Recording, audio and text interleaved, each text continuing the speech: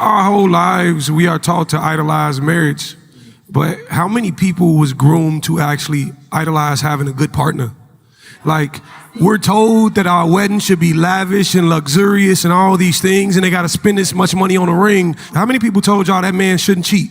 Or that man shouldn't call you out your name? Or he shouldn't disrespect you or show up in the house at a certain time? We never actually learned that part. And a lot of times it's showing in questions like this. People do not see the value in partnership, but they see the value in the word "I'm married." I don't get it. Kathleen Phillips, and my question is... Not the breath. That means she fed the fuck up. When you ever heard the fed the fuck up breath? Okay, go ahead. Okay. I have a husband that I've been married to for 14 and a half years. Congratulations. Clap it up, clap it up. Really? All right, go ahead. So the question I have is pretty much 6-7 times he have cheated. And I'm still with that person. So on this last incident, he moved and he went out of town.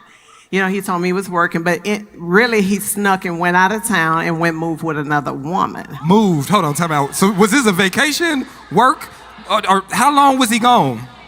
For almost 2 years.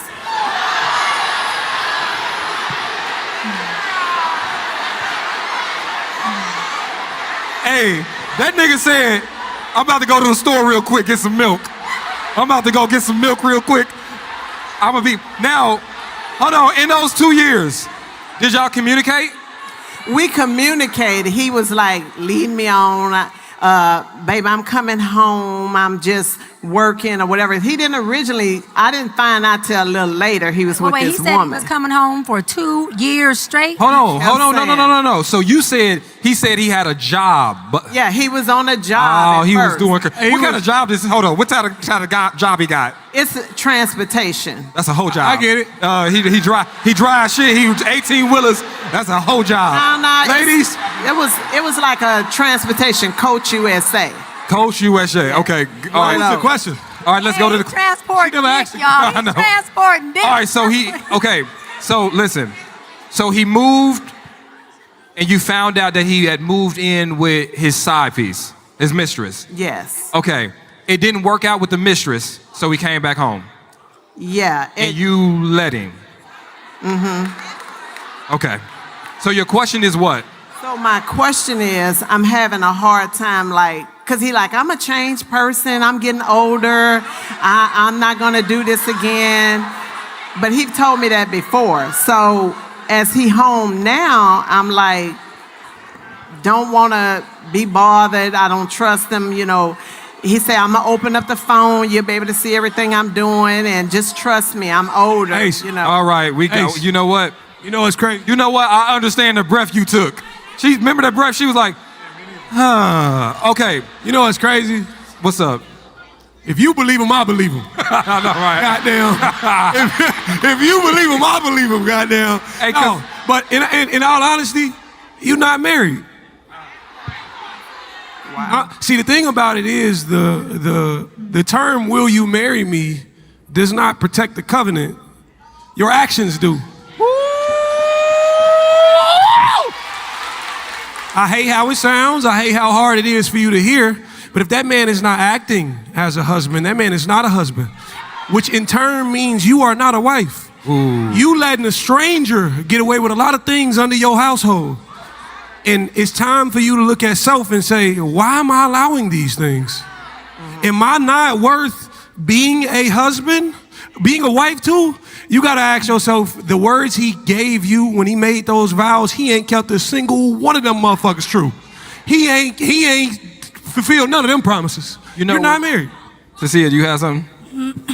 So we have made a little laughter out of this, right? But you are so far gone.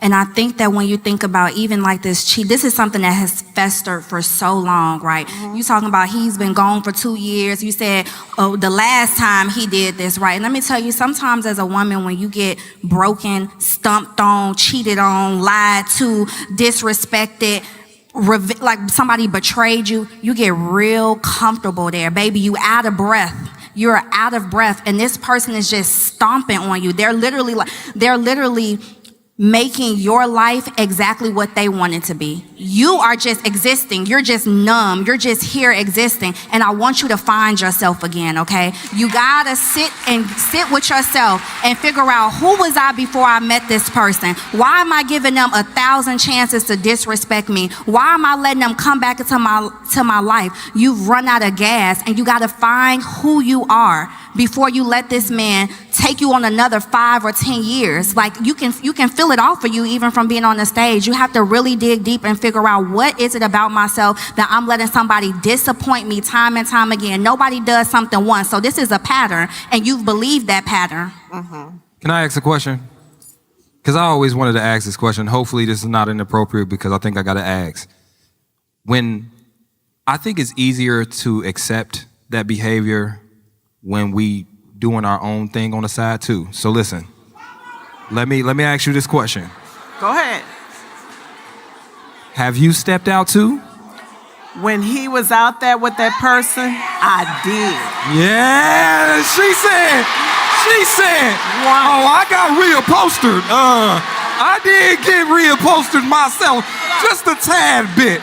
And yes, his dick was bigger, yes. Hold on, no. Yes, it was. I verified. I said, send me a pic first. Send me a pic. But Okay, no, I only did that because I was trying to prove to him, hey, somebody else want me. It's not just you. I believe that's why I did what I did. You did what you did because you single. Goddamn, you single. Candace, what's up? The reality of the situation is, when you stay in a relationship with a person that is willing to betray you, you betray yourself. And when you don't have enough self-love within your body, within your nervous system, you allow your wounds and your traumas to lead you. And what you have also done is robbed yourself of opportunities to have a life that you are deserving of, a life that you actually want to live, and you've allowed a man to rob you of the essence of being a woman. And so you are going to have to become very clear on what wounds have allowed you to stay in this relationship, what you're being fed in this relationship. And typically what happens when you fight to stay with a man who doesn't honor you, you dishonor your soul. And that starts to corrode the soul. It starts to make you forget not only who you are, but your power. And so now what you've done is you've stayed in this relationship so long that he's gone out and cheated, and he's made you dishonor your own vows. And so now you don't have any boundaries, you don't have any integrity, you don't have any standards, because now you're a reflection of who he is. That means you've forgotten who you are. So for you to step back into your essence, you're gonna have to take your power back. You're gonna have to reclaim what is yours and really get clear on what you deserve, because at this point, you're letting a man lead you and drag you through his mud and his confusion. Yeah, clap it up. Everything that all of the panel has said is absolutely amazing, sis. We want you to heal. We want you to take inventory, get your self-love muscle up and all that. However, healing and dismantling, healing and brokenness cannot coexist. So as long as you are still in this relationship, you're breaking. You ain't gonna be able to heal. So as hard as it may sound, as dismantled as you may be, as confused, as lonely, as hurt as you may be, you have to take all those pieces, and it's time to leave. And sometimes the best thing you can not only do for yourself, but for the other person, is to leave. Because you only have the power to change you. And you cannot change you when you are a product of the environment you've been in. And that environment is dysfunctional. And what's happened is this dysfunction, I should say, has become your norm. And so what I don't want is for this to become your life. Right now it's just your norm, but you have the ability to reprogram, to cognitively reprogram what that norm is. And you can only do that when you're out of incarceration. This is why rehabilitation doesn't work in prison, because you can't rehabilitate, reprogram while you're in a cage. And right now you're in a cage, which is called your relationship, because you're not married. So I want you to muster up the seed to do a few things. To get your backbone vertical enough to leave. To create a village of people who will support you and empower you and have your back to leave. Okay? And then when you leave, I want you to get therapy to work on the guilt and the shame, because it's going to come and creep in. And reprogram the dysfunctional norm that you have created that started way before this relationship. Yeah. Perfect. Yeah, clap it up, clap it up. And we go from city to city, and we hear people talk about, especially women, we hear y'all talk about how trauma and abuse in some way, shape, or form has been inflicted upon y'all by some man. A lot of times the work is in you trying to figure out what version of yourself has accepted this trauma and this abuse. Whether you stay with him or not, that's the real work. God gotta always be able to give you the message of what the work is in a particular situation. You're talking about what he did to you, but you've been here the whole time. And there's also a part of this that I see as a counselor. When a woman has accepted this much cheating and infidelity, it's almost a competitive thing. Where it's like, I'm going to be the one to win this man's heart, and you end up drowning deeper into what he's been inflicting upon you. So you got to find those pieces of yourself that are looking for solace and fixing this relationship that was already broken before he got here. This is why you're still in the situation. Clap it up. Now, before I let you go, I want to say this. A man that leaves for 2 years and comes back is a man that knew he could anyway. The only reason he's moving this way is because he know he could and you were going to be there. Sometimes you are his dream girl.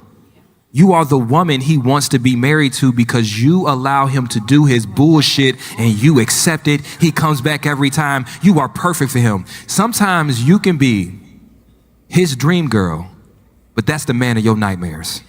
And this is the parent that you have right now. So what I want you to do is, and I said it during our 4 p.m. show, you have to ask yourself, is staying in the place that's no longer serving me, that turns me into a person I don't want to be. Right now, you are in a place of behaving in such a way that you probably don't even like. So if you don't like this version of you, sometimes you got to change your environment. Because you've conformed to be able to fit here, but it don't fit your spirit. You know that. I'm not gonna say nothing toxic.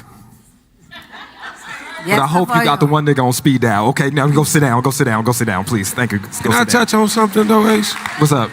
You know, our whole lives we are taught to idolize marriage, but how many people was groomed to actually idolize having a good partner? Like, we're told that our wedding should be lavish and luxurious and all these things, and they got to spend this much money on a ring. How many people told y'all that man shouldn't cheat? Or that man shouldn't call you out your name? Or he shouldn't disrespect you or show up in the house at a certain time? We never actually learned that part. And a lot of times it's showing in questions like this. People do not see the value in partnership, but they see the value in the word I'm married. I don't get it. Thanks for watching. Share this and tell me what you think.